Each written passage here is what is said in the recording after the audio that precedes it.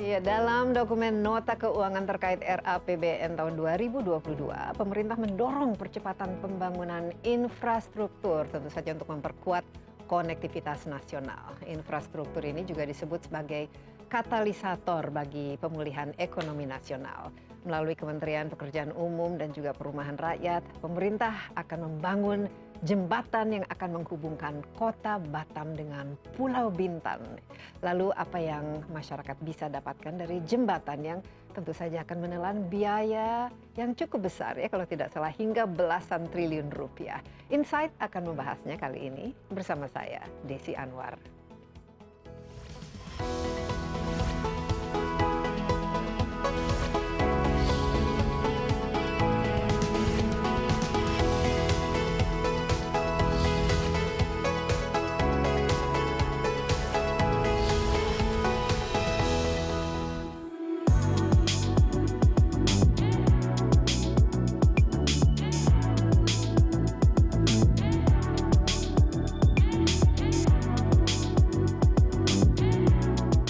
Kepulauan Riau adalah provinsi yang baru terbentuk pada September 2002 silam dengan ibu kota yang berada di kota Tanjung Pinang.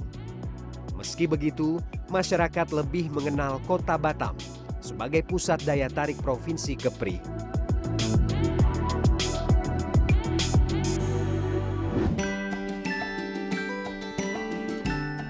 Ketimpangan pembangunan infrastruktur, ekonomi, pendidikan, dan kehidupan sosial menjadi pekerjaan rumah bagi pemerintah provinsi. Dengan 96% wilayah berupa lautan menjadi tantangan khusus bagi Pemprov untuk mewujudkan pemerataan. Untuk mengakselerasi pembangunan dan meminimalisasi ketimpangan, akan dibangun jembatan yang menghubungkan kota Batam dengan Pulau Bintan. Bila terwujud, jembatan ini digadang-gadang bakal jadi yang terpanjang di Indonesia. Saat ini jembatan Batam Bintan sudah masuk dalam tahap finishing detail engineering design. Puluhan investor disebut siap mendanai proyek raksasa ini. Bila sesuai jadwal, pembangunan fisik jembatan ini akan dimulai pada awal tahun 2022.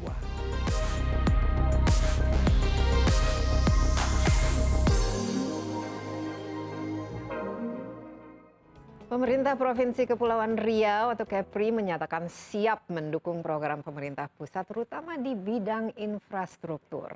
Salah satunya adalah pembangunan jembatan Batam Bintan atau disingkat sebagai Babin. Nah, ini nanti akan membelah lautan ya. Jembatan ini disebut bisa menjadi generator penggerak dalam percepatan pertumbuhan ekonomi. Untuk lebih jelasnya, sudah bergabung bersama saya di studio Ansar Ahmad, Gubernur Kepulauan Riau atau Kepri. Pak Ansar, terima kasih banyak hadir bersama kami. Sehat Pak Ansar? Sehat, alhamdulillah. Iya, kita melakukan wawancara ini sudah divaksin, sudah dites PCR, dan kita jaga jarak ya. Nah Pak Ansar ini sudah 7 bulan sekarang menjabat sebagai Gubernur Kepri, persisnya pada bulan Februari ya. Iya, 26 Februari. Dan kalau tidak salah tanggal 24 September ini merupakan hari jadi dari Kepulauan Riau itu sendiri ya. Ke-19. Ke-19 ya, tahun 2002 hasil pemekaran ya. Iya. Nah, Pak Ansar sendiri baru 7 bulan bisa dikatakan seorang gubernur yang harus sibuk dengan COVID. Ngomong-ngomong bagaimana Pak Ansar, situasi penanganan COVID pandemi saat ini bagaimana update-nya, situasi posisinya? Alhamdulillah, situasi COVID di Kepri saat ini sangat bagus ya. Sejak diberlakukan PPKM diperketat, PPKM level 1 sampai 4 bulan Juli, kita melakukan upaya-upaya signifikan dan awal-awal itu angka konfirmasi harian kita sempat mencapai hampir 1.000 rata-rata per hari. Di bulan Juli ya kalau tidak salah ya. Awal Juli, 8 Juli dimulai. Dan alhamdulillah 2-3 hari ini sudah hanya tinggal 21, 30 terkonfirmasi per harinya. Dan kita semua sudah pada level 3.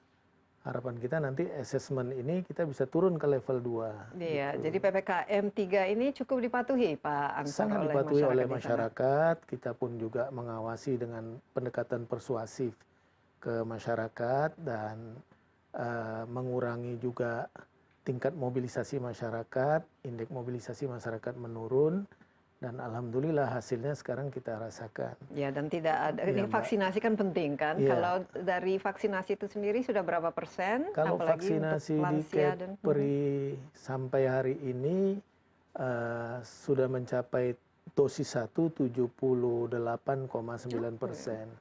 Untuk dosis 2-nya sudah mencapai 54% hampir.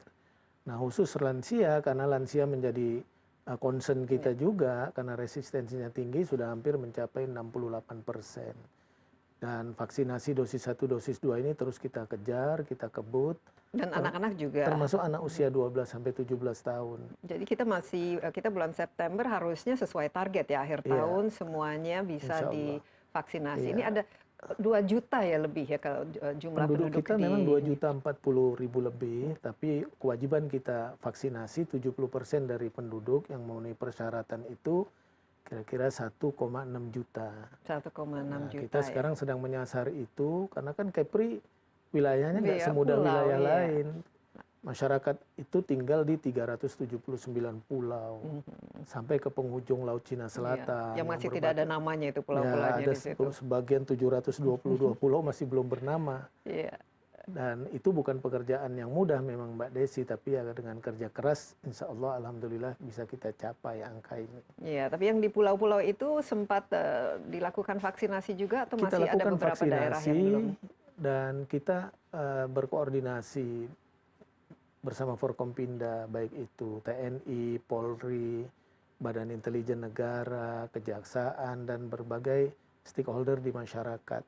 Nah, seperti Polri kan memiliki vaksinasi presisi di tingkat nasional, tapi di tingkat Polda mereka punya paket, namanya paket vaksinasi nasi kapau. Nasi kapau. Nasi kapau bukan nasi Padang. Nasi kapau itu vaksinasi menjangkau pulau. Oke. Jadi, kemudian Bagus sekali itu TNI dengan namanya. serbuan vaksinasi TNI di daerah juga punya paket namanya vaksinasi mobile Gurindam 12. Oke, di Moba bawah Gurindam Korea. 12. Ini namanya kreatif sekali ya. Iya. Supaya orang nggak takut Iya, mungkin dan ya. yang 12 sampai 17 tahun walaupun dilaksanakan bersama tapi domainnya lebih banyak Badan Intelijen Negara. Iya. Dan bahkan kita mendorong dan alhamdulillah kejaksaan kita dan jajarannya di semua kabupaten kota kita dorong melaksanakan kegiatan pekan-pekan vaksinasi lansia. Jadi semua segmen kita sinergikan dengan Forkompinda yang ada dan organisasi kemasyarakatan, alhamdulillah berjalan. Dan tidak banyak penolakan Tidak ya. banyak Apalagi kalau penolakan. namanya operasi nasi kapau susah ya Iya. untuk menolak. Bahkan Mbak Desi, ketika anggota DPRD kita di provinsi reses, mereka kita dorong melaksanakan kegiatan vaksinasi di depan konstituennya. Kita menyediakan vaksinnya, tenaga vaksinatornya, dan alhamdulillah secara signifikan memang jauh lebih besar. Iya. Dan ini memang kuncinya kan perlu kesungguhan. Ya, kesungguhan dan juga kerjasama yang Ya, baik. contoh Mbak Desi ya, di akhir Juni ketika 1 minggu lagi AstraZeneca itu akan expire, kita sempat mengadopsi 120.000 dosis dari 2 provinsi lain yang mungkin mereka khawatir itu tidak mampu dihabiskan. Iya. Dalam Jadi waktu 1 minggu, 120.000 dosis suntikan itu kita suntikan ke Iya, masyarakat. jadi dan tidak ada yang sia-sia tidak ya. satu pun Nah, ini yang kalau dari expired. segi distribusi vaksinnya sendiri, pengadaannya tidak ada masalah sampai saat tidak ada ini? masalah, lancar sejak dulu. Hanya kemarin ketika terjadi fluktuatif di Jawa dan Bali, vaksin kan lebih banyak dikonsentrasikan menangani di Pulau DKI Jawa, dan ya. Jawa Barat, Bali. Pada saat itu memang agak terhenti dukungan vaksinasi. Sehingga saat itu kita sempat menghentikan sementara kegiatan vaksinasi massal yang sudah kita rencanakan. Iya. Karena kasihan masyarakat datang nanti vaksinnya tak Iya. tersedia. Nah, Tapi sekarang sudah normal kembali. sudah normal. Nah, kalau kita lihat kan kepulauan Riau itu kan ada beberapa pulau, khususnya Batam misalnya, Iya. ada Bintan, ini merupakan pintu masuk khusus bagi migran itu juga. Iya. Nah, ini bagaimana? Apakah ada program vaksinasi untuk para pendatang migran ini yang pulang mungkin? Iya, begini Mbak Desi, di masa lalu mungkin saya perlu sampaikan sedikit.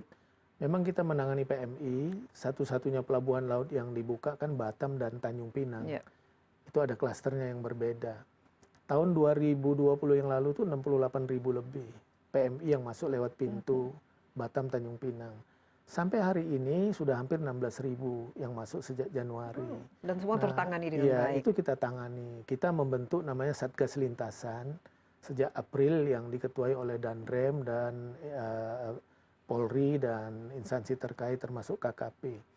Nah, setiap hari rata-rata mereka waktu mau lebaran itu bisa masuk 300-an per hari. Tapi saat-saat ini sudah hanya tinggal 100 sampai 150 per hari. Iya. Mereka sampai di pintu Batam, karena Batam itu untuk PMI rekalibrasi yang pulang sendiri begitu, jumlahnya memang cukup besar.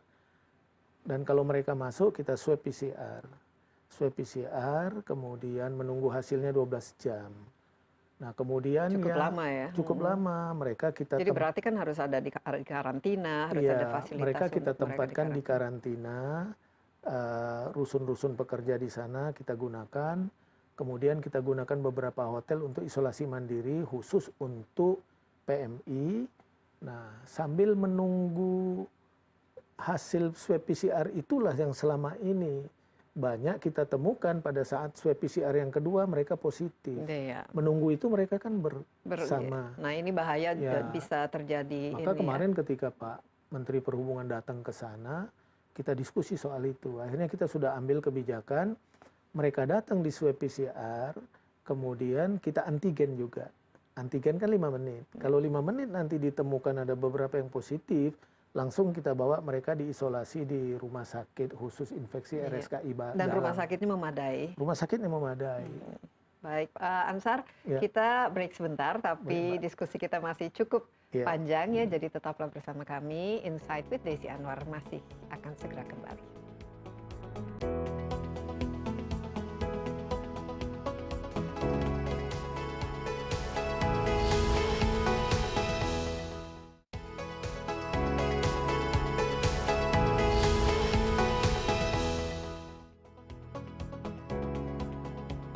Ya, masih bersama Insight with Desi Anwar. Saya ditemani Ansar Ahmad, Gubernur Kepulauan Riau. Kita membahas situasi COVID-19 saat ini di Kepulauan Riau dan tampaknya vaksinasi juga on target dan jumlah kasus positif yang juga semakin menurun. Dan kalau saya lihat ya dari segi positivity rate-nya itu juga sudah jauh menurun. Sempat di atas 5%, sekarang di bawah 2% ya, bahkan di bawah sesuai lah yang rekomendasi WHO itu sendiri. Tapi kita lihat ya kenapa misalnya angka sempat ya meningkat begitu tajam pada bulan Juni, Juli itu karena varian Delta. Mudah-mudahan varian Delta ini sudah selesai, tapi katanya ada varian-varian baru. Ada varian Mu katanya, ada varian Lambda. Nah, ini apalagi Pulau Batam dan Bintang ini sebagai pintu masuk pendatang. Di sini kan banyak sekali pertukaran ya antar negara, antar kepulauan. Bagaimana antisipasi ke depan Pak Ansar supaya kita cegah ini? Ya, apresiasi lah, karena Pak Presiden kita concern nih soal ini. Kita diwanti-wanti untuk mengantisipasi, karena sampai saat ini mudah-mudahan tidak masuk ke Indonesia. Ada namanya varian MU, yang kabarnya berasal dari Kolombia, dan sekarang sudah tersebar di 49 negara. Ada yang Lambda dari Peru, itu juga sejak Desember sudah mulai ditemukan dan sudah ke 42 negara ditemukan. Dan ada satu lagi C12 dari Afrika Selatan. Nah, itu baru 9 negara ditemukan itu. Maka kita diwanti-wanti untuk menjaga betul secara ketat nih pelabuhan-pelabuhan kita. Caranya bagaimana? Nah, caranya pertama, pelabuhan-pelabuhan yang ada saat ini yang resmi, kita filterisasi. Setiap PMI yang masuk atau warga negara asing yang masuk, kita harus ikuti prosedur karantina yang sudah ditetapkan. Berapa hari kalau warga negara yang kalau karantina itu 8 hari. 8 hari. Hari pertama dia swab PCR, hari ke-7 di swab PCR, hari ke-8 kalau negatif tanpa gejala, kita berikan surat perjalanan mereka pulang, tapi kita vaksinasi dulu sekarang. Jadi sebelum mereka pulang kita vaksinasi dosis 1.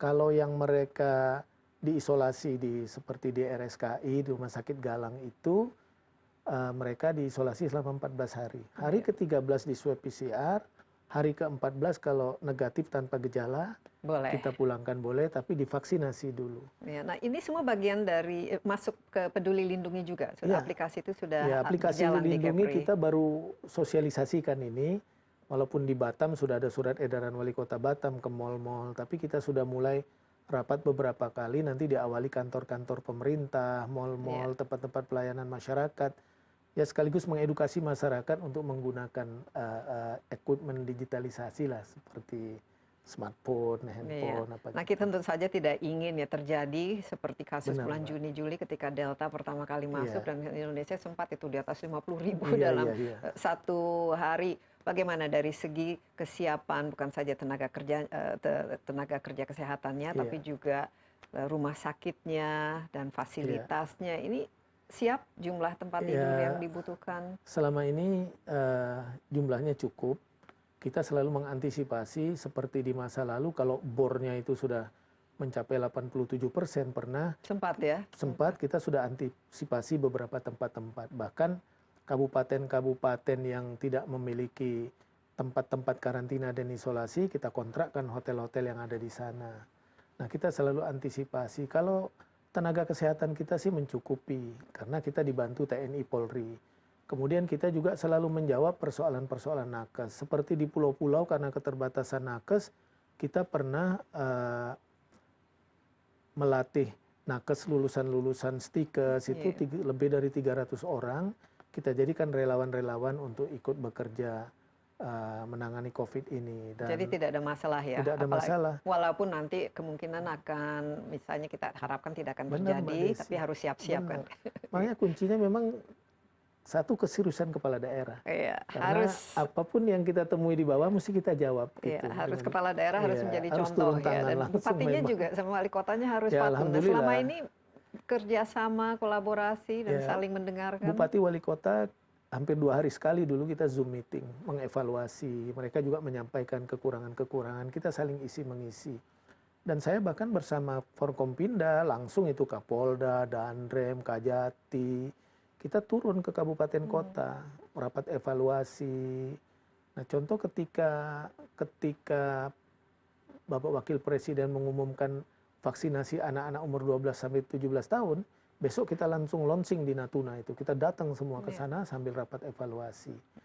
Dan itulah catatan kami lah yang menyebabkan kinerja penanganan COVID insya Allah sampai hari ini menurut kami memuaskan, tetapi harus tetap waspada. Iya. Nah, biasanya kalau kepemimpinan itu ya kualitasnya diuji kalau ada krisis. Nah, ini kan ada krisis, Pak Gubernur juga masih baru, tapi apa kira-kira awal-awalnya kan pasti adalah tantangan atau mungkin visinya kurang sama dan mungkin hal-hal yang perlu diluruskan, diharmonisasikan. Bagaimana tuh caranya? Ya, memang di awal-awal saya menjadi gubernur sih, saya mendalami ini melalui Satgas COVID yang ada di provinsi. Kemudian saya coba mengidentifikasi persoalan-persoalan penanganan COVID di kabupaten kota. Karena saya memang sudah lama hidup, sudah panjang di Kepri ini, maka rata-rata bupati wali kota pun adalah teman-teman saya juga. Daerah soalnya, asal dari Bintan ya Pak sehingga dari Bintan, Tanjung Pinang, Karimun, Natuna. Sehingga kita mudah melakukan komunikasi. Apalagi sekarang sudah ada Zoom, kan kita lebih mudah gitu. Untuk kalau ada satu persoalan di kabupaten apapun, kita langsung rapat sama mereka. Iya. Nah, intinya mana yang bisa mereka lakukan, mana yang tak bisa kita saling isi mengisi. Dan alhamdulillah. Kalau Kepulauan Riau itu sendiri, saya lihat kan pertumbuhannya apalagi sebelum COVID kan lumayan cukup tinggi. Di sana kan banyak sekali ya. Kita Pulau Natuna misalnya, di situ kan ada minyak bumi, gas, belum juga mungkin transportasi, komunikasi yang membuat perekonomian di Kepri ini sangat bagus saya lihat. Tapi dampaknya terhadap COVID bagaimana? Apakah ada sampai minus-minus berdarah-darah seperti nasional waktu tahun lalu? Memang benar Mbak. Kita di awal-awal COVID itu di triwulan kedua tahun 2020, pertumbuhan ekonomi kita sempat terkontraksi sampai minus 6,66%. Di atas nasional kalau gitu, minus 4. Memang berat sekali. Di akhir 2020 secara akumulasi mengalami perbaikan tapi masih minus 3,8%. Tapi alhamdulillah karena kinerja ekspor impor ya, kemudian UMKM kita juga bergerak, belanja pemerintah juga kita dorong, konsumsi masyarakat juga persentase dukungannya besar.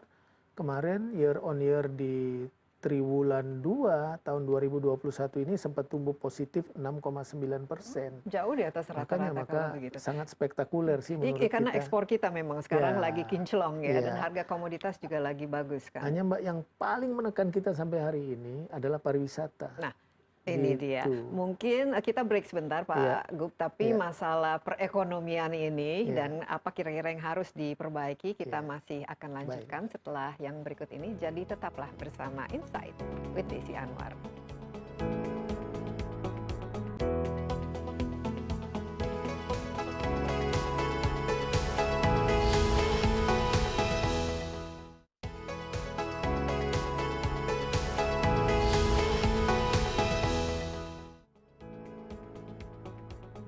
Ya, Anda masih bersama Insight with Desi Anwar. Kita ditemani Ansar Ahmad, Gubernur Kepulauan Riau.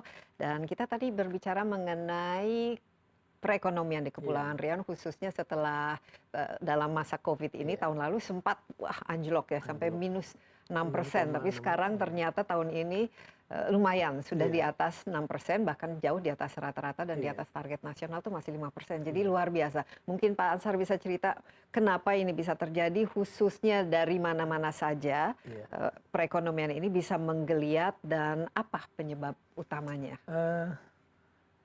Penyebab utamanya adalah kinerja neraca perdagangan kita. Karena kegiatan ekspor sudah mulai pulih kembali, terutama industri-industri di Pulau Batam, di Pulau Bintan dan di Karimun, karena memang 3 kawasan ini kan kawasan perdagangan bebas dan pelabuhan bebas. Termasuk kabupaten kota lain seperti di Natuna, Anambas itu ekspor migas sudah mulai lagi menggeliat. Yang kedua adalah dukungan belanja pemerintah yang masih tinggi. Maka program-program pemerintah lebih banyak kita arahkan kepada program-program padat karya tunai dalam rangka percepatan pemulihan ekonomi dan memperkokoh kekuatan ekonomi di masyarakat. Kemudian konsumsi masyarakat juga pertumbuhannya cukup baik, dan beberapa sektor-sektor lain seperti sektor manufaktur, industri di bidang telekomunikasi, industri di bidang kesehatan. Nah, yang sekarang sedang kita dorong bagaimana industrialisasi ini akan terus kita dorong dengan pengembangan investasi baru. Biasanya pertumbuhan ekonomi yang ditopang oleh deindustrialisasi itu stabilitasnya lebih kuat, kekokohannya lebih kuat, lebih sustainable. Kita tinggal jadikan nanti pelaku-pelaku usaha menengah, UMKM bisa menjadi supporting industri. Nah, tapi kita bersyukur dengan kinerja ekonomi kita itu sangat baik. Salah satunya juga kita ditopang oleh mulainya ekspor kegiatan refinery boksit di kawasan ekonomi khusus Galang Batang. Jadi industri-industri yang memang bahan bakunya maksimal berasal dari dalam negeri, biasanya nilai ekspornya akan jauh lebih besar. Tapi kita tidak boleh bergantung kepada komoditas kan. Nah, industri-industri yang paling bisa diandalkan selain tadi telekomunikasi dan lain sebagainya apa di Batam, Pak Ansar? Tadi disebutkan ada kesehatan yang bisa, dan sekarang kalau kita lihat yang berkaitan dengan teknologi semuanya lagi sedang naik daun ya. Apa-apa saja yang menjadi andalan dan bisa mungkin melampaui migas ya?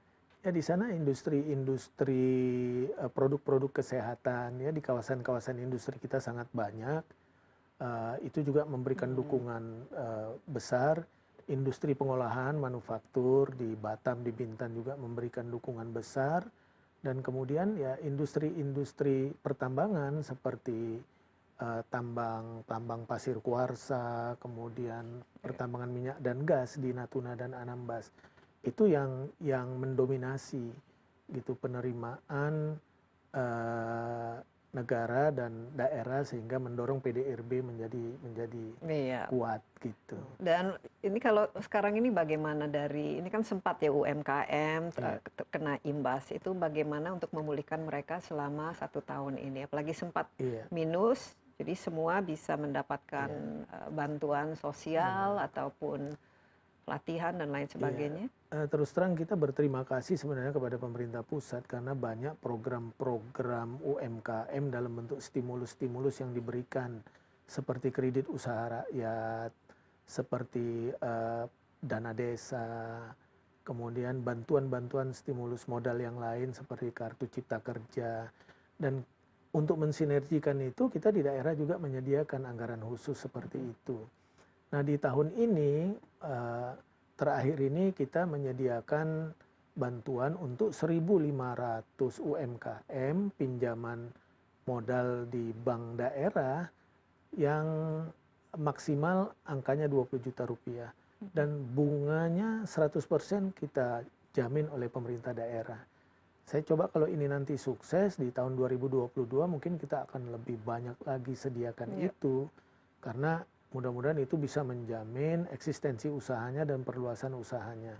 Nanti mungkin kita akan susun klasternya ke depan bahkan besarannya agar supaya klaster UMKM sesuai dengan kapasitas usahanya bisa memanfaatkan. Iya, Gitu. jadi sampai saat ini anggaran terserap dengan baik ya Pak. Insya Allah, Ansar. alhamdulillah. Tidak ada yang Alhamdulillah. kemana-mana. Bahkan saya lupa Mbak Desi tadi. Transparan dan akuntabel ini semua. Kan semua ini kita lakukan dengan digitalisasi lah ya. Kasarnya semua anggaran yang kita berikan kepada masyarakat salurannya melalui channeling bank.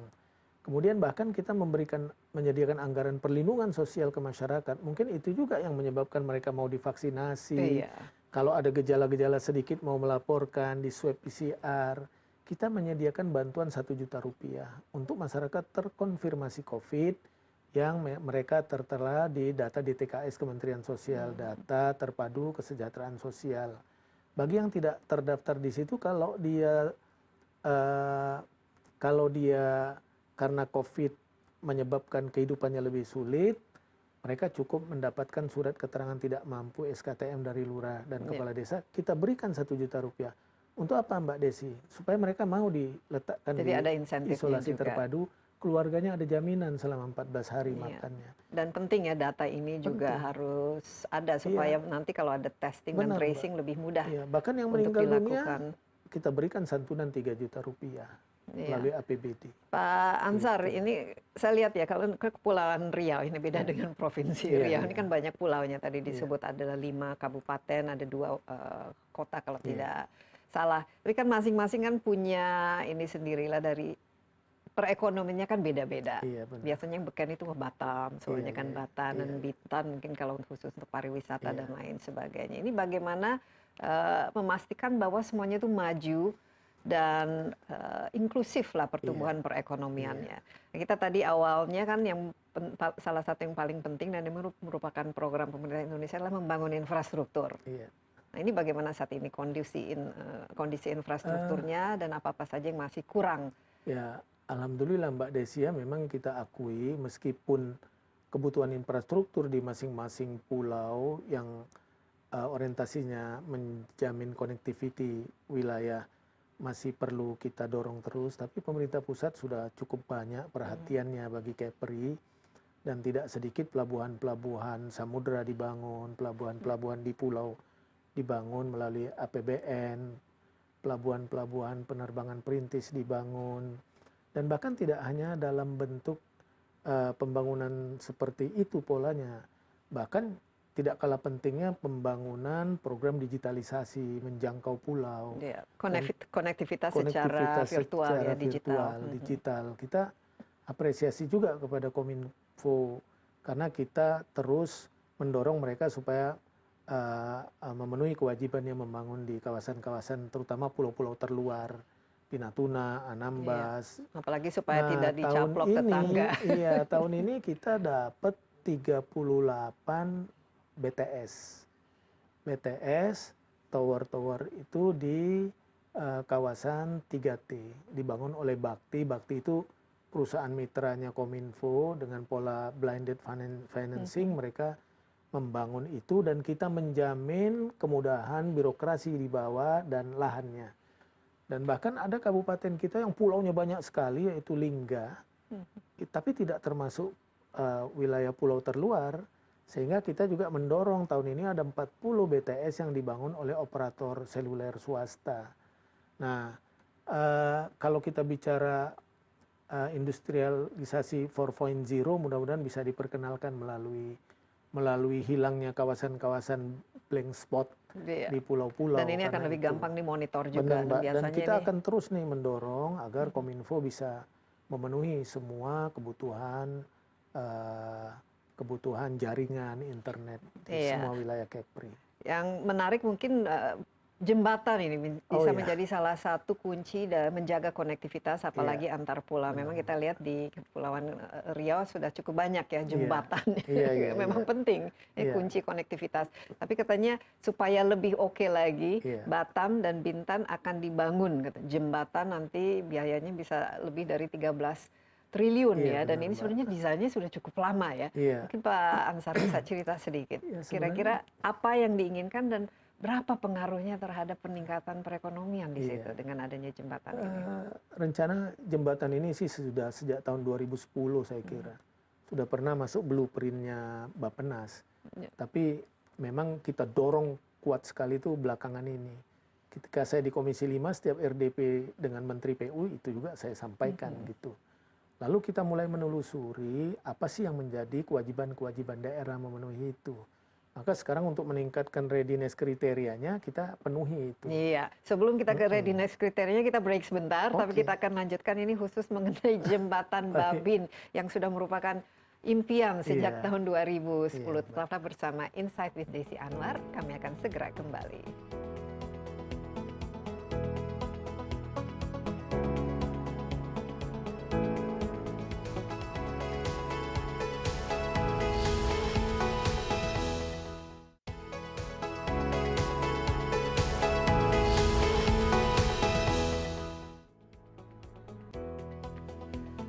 Kembali bersama Insight with Desi Anwar di studio. Saya sudah ditemani oleh Gubernur Kepulauan Riau, Pak Ansar Ahmad. Tadi kita bicara mengenai infrastruktur ya, yang sekarang sedang dibangun dan sudah dibangun khususnya di Kepulauan Riau ini. Dan memang kalau kita bicara infrastruktur ini adalah masalah konektivitas karena kepulauan yang namanya juga kepulauan ini susah untuk mengkoneksi kalau memang secara infrastrukturnya tidak ada. Tapi ini kan harus ada dua, konektivitas yang sifatnya digital, virtual. Tadi 78 BTS ya sekarang sudah dibangun khususnya untuk yang di kepulauan supaya tidak ada blank spot dan juga supaya lebih mudah memonitor. Kita ingat kita kehilangan beberapa pulau itu, Sipadan dan Ligitan. Karena menjaga kedaulatan susah sekali apalagi kalau lebih dekat ke negara tetangga ya, mereka bisa datang saja taruh ini benderanya atau paling tidak para wisatawannya datang ke sana nanti kita kehilangan tiba-tiba. Kedua adalah infrastrukturnya. Ini kita lihat di sini ya, jembatan tentu saja sangat penting. Sekarang nggak tahu masih cukup banyak jembatan di sana. Yang paling besar itu Barelang ya. Barelang ini terdiri dari beberapa jembatan yang menjadi jembatan menghubungkan beberapa pulau. Iya, tapi ternyata Pak Ansar masih ambisi punya jembatan yang lebih panjang lagi. Berapa kilometer? 14,6 kilometer dengan biaya lebih dari 13 triliun, jadi 1 triliun per meter. Iya, kira-kira gitu. Bagaimana ini ceritanya? Apa kira-kira yang kita akan dapatkan dengan adanya jembatan pertama, seperti jembatan ini? Batam Bintan ini sangat kita butuhkan karena di dua wilayah ini ada 4 pusat pemerintahan yang aktivitas kegiatan pembangunan dan administrasi pemerintahannya sangat padat. Seperti di Batam ada Pemko Batam, ada Badan Pengusahaan Kawasan Batam. Di Pulau Bintannya ada Kabupaten Bintan, ada Badan Pengusahaan FTZ Bintan. Di Tanjung Pinang ada pemerintah Kota Tanjung Pinang dan Badan Pengusahaan Kawasan Kota Tanjung Pinang dan Ibu Kota Provinsi di Bintan. Jadi jantungnya lah di dua pulau itu. Jantungnya. Yang kedua, jembatan ini tentu memperbesar indeks kemudahan investasi bagi para pelaku investasi. Nah, ketika jembatan ini akan dibangun, saya kemarin pernah Zoom dengan beberapa investor dari Kolombia, mereka saja sudah mendengarkan ini begitu semangat Dan gitu. tertarik. Untuk rencana berinvestasi di Kepri. Nah, jadi memang Mbak, jembatan ini menjadikan indeks infrastruktur kita meningkat sehingga daya saing kita lebih Daya baik. saingnya ini sangat penting Iya, ya, nah apalagi kita referensi dekat lain, Singapura. iya, Mbak, referensi lain itu tahun 2019 jumlah turis mancanegara yang datang ke Kepri itu sebagian besar 95% ke Batam dan Bintan. Itu tembus mencapai angka 2.870.000 lebih. Iya, dan lebih Jadi, banyak warga negara asingnya semua kan. warga negara asing itu, wisatawan mancanegara. Kita nomor 2 setelah Bali, Bali 6 jutaan. Kemudian DKI 2.400.000-an. Kemudian yang lain-lain total 4 jutaan. Nah, turis itu hampir semua masuk dari pintu Singapura ke Bintan ke Batam. Iya, dan Tapi ada ferry kan di situ benar, dari Finger Pier kalau tidak salah iya, sampai ke. kemudian mereka masuk 3 hari kembali lagi. Yang dari Singapura ke Batam datang 3 hari kembali. Nah, hampir tidak ada yang melakukan cross area. Mereka datang dari Singapura ke Bintan, nyambung ke Batam, pulang nanti ke Singapura atau sebaliknya. Nah, dari jumlah itu ke depan saya pikir kalau ada 30% aja karena ada jembatan memudahkan mereka lebih murah, maka sudah menambah length of stay begitu besar gitu turis Wisman kita. Kan length of stay kita baru 3-4 hari, sementara pemerintah mendorong supaya sampai 5 hari. Makanya selain cross area mereka lakukan, kita memperbanyak juga upgrading objek-objek wisata. Jembatan ini juga Mbak Desi ke depan sangat kita butuhkan untuk interkoneksi listrik. Sekarang sebagian listrik di Bintan itu didukung oleh kabel di bawah laut dari Batam. Tapi tekanannya cukup tinggi, selalu turun naik. Kalau ke depan ada jembatan, selain biayanya lebih murah, kabel bisa disangkutkan di jembatan. Kemudian juga selama ini Bintan itu kebutuhan gasnya dari Batam. Diangkutlah tiap hari pakai roro bertruk-truk itu. Ke depan kalau ada jembatan barangkali dengan pipa gitu. Nah, kemudian Bintan juga buffernya Batam. Batam itu Mbak Desi saya kira 5-6 tahun udah agak kesulitan air.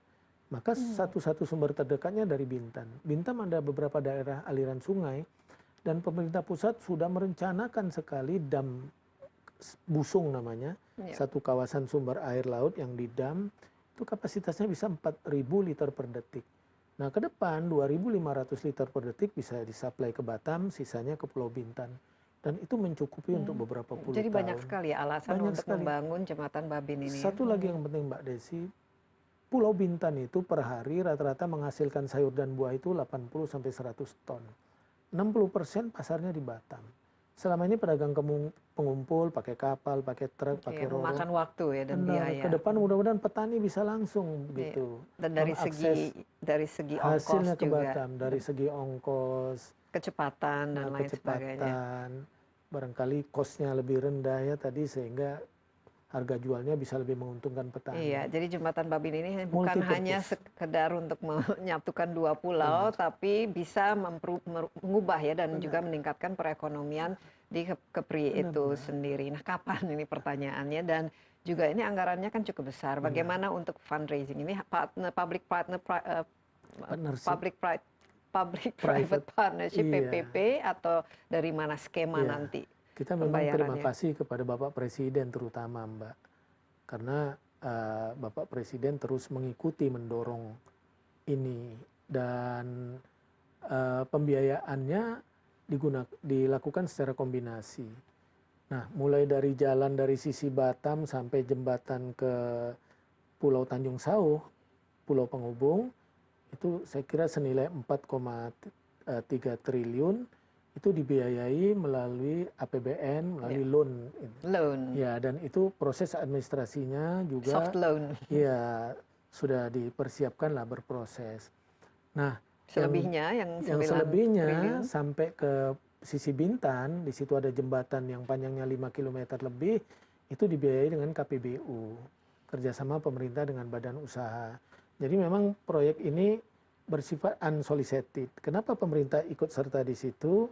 Untuk mempercepat return-nya gitu. Kalau orang berinvestasi gitu kan visibility Iya. study-nya mesti visible ROI-nya harus ya bagus betul lah. IRR-nya itu. Tapi dari asing bagaimana? Tadi Pak Ansar menyebutkan ada beberapa negara asing yang juga mungkin tertarik ya untuk Ya, berinvestasi di ya sini. kemarin sudah dilakukan public contest, saya kira tak kurang ada 20 itu dari berbagai negara mempelajari lah begitu ya, mempelajari dokumen-dokumen ini. Makanya kita di daerah menjamin di anggaran perubahan ini kita menyediakan 44 miliar untuk pembebasan lahan, maka tuntas itu di sisi Bintan. Itu sudah berapa persen dibebaskan sekarang? Itu sudah kita anggarkan, kemudian sudah kita tetapkan penetapan lokasinya, PENLOK namanya karena ini proyek strategis nasional. Dan bulan Oktober ini kita bebaskan sampai Desember. Oke, jadi kalau peletakan batu pertamanya targetnya kapan Pak Ansar? Ya mudah-mudahan di tahun 2022 karena kalau memang ini lancar ya mudah-mudahan April 2022 sudah bisa dimulai. Dan memerlukan waktu berapa Dan lama memerlukan kira-kira? ya saya kira mudah-mudahan September 2024 bisa selesai. Jadi dalam dan Pak 2 Presiden tahun pun ya. bisa meresmikan itu. Gitu, Ini kan bahasa akan beliau. kita harapkan menjadi ikon ya, jembatan yang benar. ikonik. Misalnya kalau di San Francisco itu ada Iya, Golden iya, Bridge. iya. Dan supaya tidak tidak roboh dan pembangunannya juga betul-betul kokoh, desainnya juga bagus. Siapa yang akan mengerjakannya nih Pak Ansar? Sudah ada ininya, sudah di tender. Ya kalau tidak salah KPBU-nya desainnya nanti detail engineering-nya selain kita juga investor itu mungkin. Tapi sudah ada desainnya kan? Desainnya sedang proses DED-nya ini. Okay. Kita juga menganggarkan itu termasuk survei soil investigation kedalaman itu. Nah itu nanti akan kita serahkan ke Kementerian PU, nanti PUPR itu yang akan meramu semua nanti barangkali menghimpun itu dalam satu dokumen sebagai dokumen penawaran kepada pihak ketiga.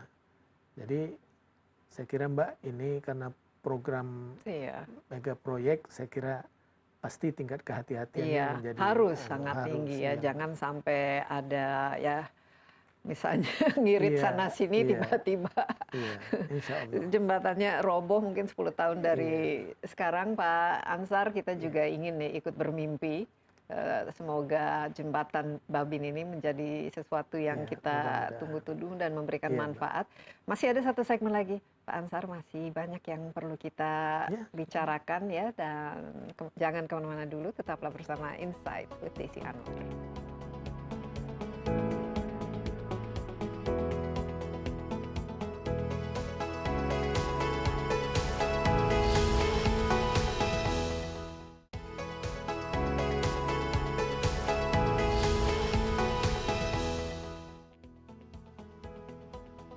Ya, kembali bersama Insight with Desi Anwar. Ada Gubernur Kepulauan Riau bersama saya, Pak Ansar Ahmad. Tadi kita sudah mendengarkan mimpi khusus ini. Sebenarnya mimpi yang cukup lama ya, sejak tahun 2010. Tapi mudah-mudahan nanti awal paling tidak ya bulan April ya tahun 2022, COVID juga semoga sudah tidak menjadi pandemik lagi. Kalau endemik ya lebih gampang lah kita tangani. Tapi jembatan Babin ini sesuatu yang kita tunggu-tunggu ya, harus kita support, kita dorong karena bisa meningkatkan perekonomian bukan saja di Kepulauan Riau, tapi secara nasional juga karena kita lihat Batam sama Bintan merupakan pintu utama bagi khususnya bagi negara-negara tetangga kita, Singapura dan Malaysia. Ini ngomong-ngomong ya, saya pernah ke Bintan 2 kali, saya ikut triathlon di situ. 2 kali saya harus ke sana lewat Singapura. Ini kan aneh kan sebenarnya.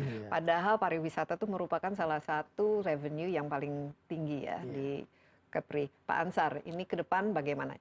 Mumpung 24 September merupakan hari jadi Kepri itu sendiri, sudah 19 tahun usianya, apa yang harapan dan milestone yang harus kita capai sebelum kita berusia 20 tahun ini? Ya saya kira intinya setiap tahun kita memperingati ulang tahun provinsi, mesti ada perubahan-perubahan yang harus dilakukan. Maka saya sudah membuat segmentasi-segmentasi di tiap kabupaten kota, ya salah satunya di ibu kota provinsi, kota Tanjung Pinang itu, bahwa ke depan kita akan menjadikan kota Tanjung Pinang itu the real ibu kota provinsi. Kalau Karena sekarang selama, belum the real ya. bukan. Sekarang masih. Artinya begini, kalau hari ini orang seperti Mbak Desi katakan, orang lebih banyak mengenal Batam, Iya. mengenal Bintan. Kalau orang di Jakarta kita bicara Tanjung Pinang, orang selalu berasumsi Pangkal Pinang, Iya. begitu. Brandingnya masih kurang. Nah, maka saya akan coba membranding, kita akan mengemas beberapa objek-objek sebenarnya bagus-bagus di Tanjung Pinang yang kita bisa jadikan sebagai daya tarik tambahan Oke, bagi para contohnya turis. apa-apa saja? Contohnya seperti Pulau Penyengat. Kita punya satu pulau, mungkin Mbak Desi nanti perlu ke sana.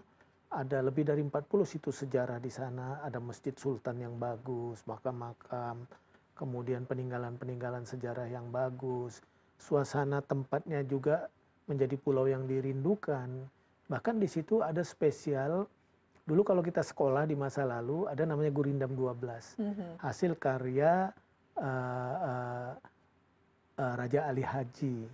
Nah, Gurindam itu berisikan nasihat yang sampai saat ini dipergunakan. Bahkan cikal bakal bahasa Melayu itu berasal memang dari Pulau sana. Penyengat.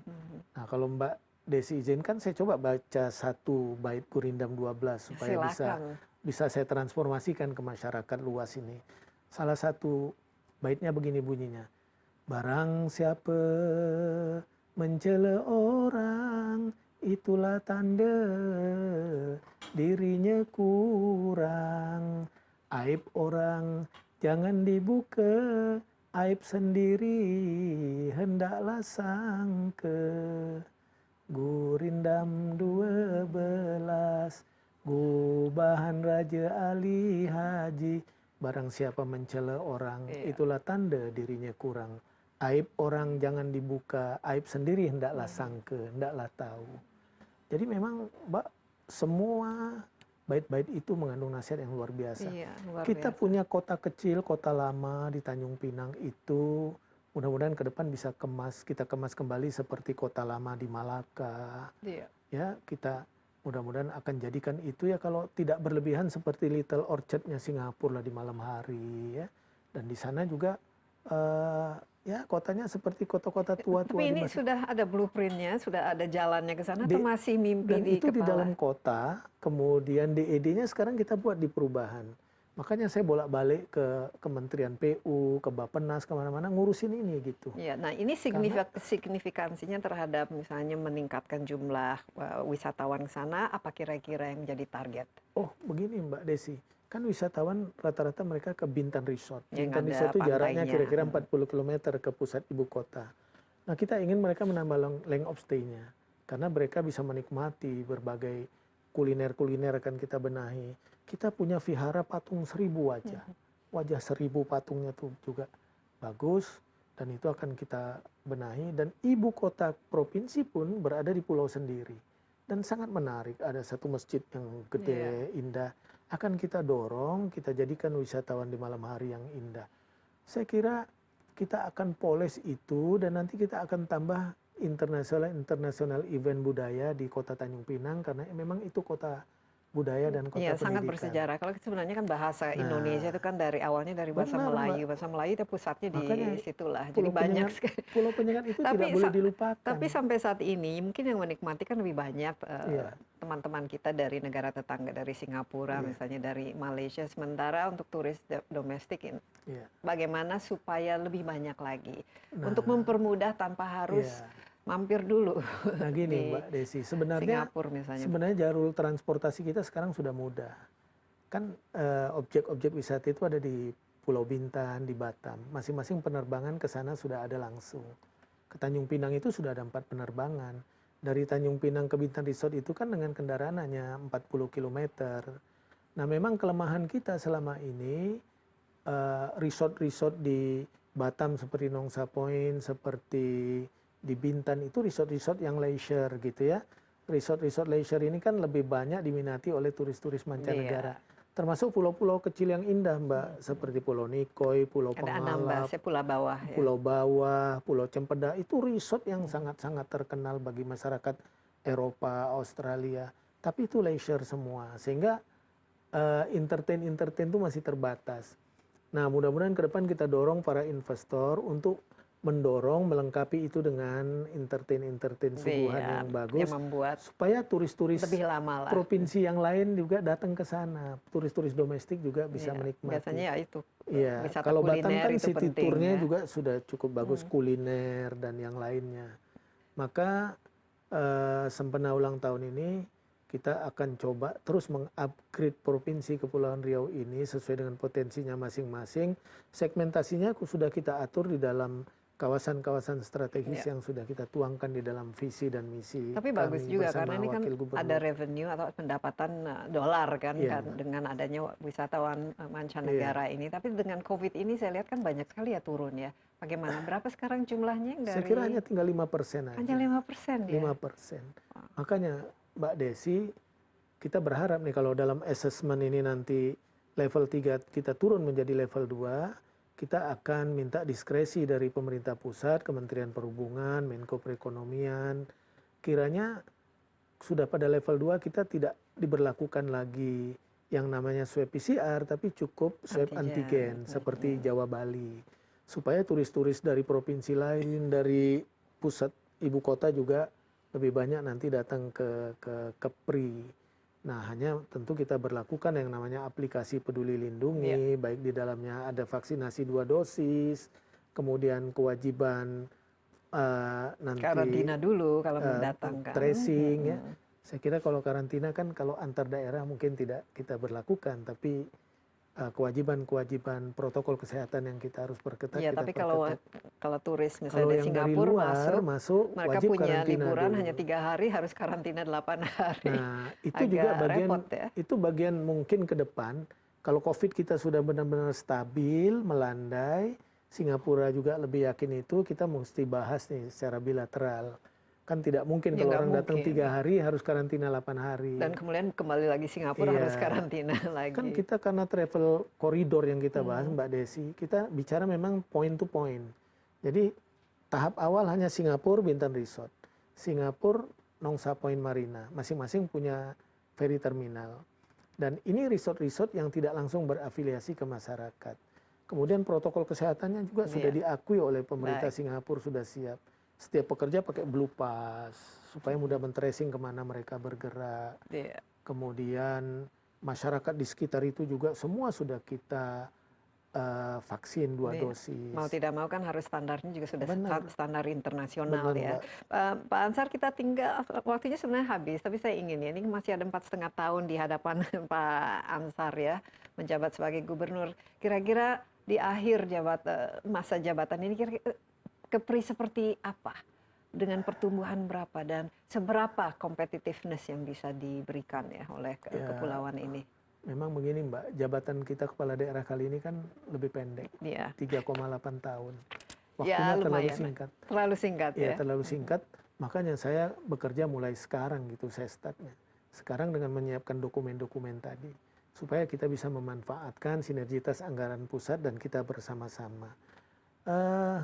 Kalau bicara pertumbuhan ekonomi, kita akan mendorong semua diskresi yang diberikan pemerintah pusat. Kami bersyukur karena 3 kawasan ini ditetapkan pemerintah sebagai kawasan perdagangan bebas dan pelabuhan bebas. Banyak stimulus ekonomi dan birokrasi yang diberikan oleh pemerintah pusat. Nah, saya akan dorong investasi sebanyak-banyaknya masuk ke Kepri, akan tapi investasi itu harus memberikan trickle down efek ekonomi ke masyarakat pada level menengah dan masyarakat kecil. Ya, supaya ada kalau pertumbuhan ekonomi sih ya sebisanya sebesar-besarnya Mbak Desi, tapi hitung-hitungan kita dengan kondisi hari ini sampai 2 tahun ke depan kita punya pertumbuhan ekonomi 7-8% itu sudah luar biasa sebenarnya. Ya. Nah, itu pun kita memang mesti kerja keras. Maka saya akan mendorong semua subsistem yang kita miliki di daerah agar mereka betul-betul bekerja dengan cara pandang yang berbeda. Bahwa kita hari ini mesti bisa mereposisi diri kita semua, kita sebenarnya pelayan, bukanlah aparatur sipil negara yang harus dilayani oleh masyarakat. Ya, mudah-mudahan itu yang saya bangun kepada semua subsistem kita, dan saya yakin karena posisi Kepri yang sangat strategis, yang seksi, insya Allah mudah-mudahan bisa kita capai itu. Iya, Pak Ansar, terima kasih banyak dan memang good governance itu sangat penting dan Iya. harus diterapkan, Iya. dan kepemimpinan yang mulainya dari Insya Allah. atas. Kita harapkan Baik, Mbak. juga kerjasama dengan pemerintah daerah, dengan kabupaten dan kota juga bersinergi dengan baik, karena ini mimpi bersama-sama Iya, yang iya. harus dijalankan bersama-sama. Blueprintnya kedengarannya bagus, tapi Iya, kuncinya benar, Mbak. implementasi. Jadi kita harapkan semua ide ini bisa kita Insya lihat, Allah. kita bisa Iya. saksikanlah Iya. hasilnya. Sekali lagi Pak Ansar, Ya, terima kasih sama-sama. banyak. Sehat selalu ya. Alhamdulillah. Iya, Amin. demikian Insight kali ini. Jangan lupa Anda juga dapat menyaksikan tayangan ini di cnnindonesia.com dan di YouTube CNN Indonesia. Insight with Desi Anwar. Jangan lupa kita masih dalam masa pandemi COVID-19. Rajin cuci tangan, menggunakan masker, menghindari kerumunan. Sampai jumpa, stay safe. Bye-bye.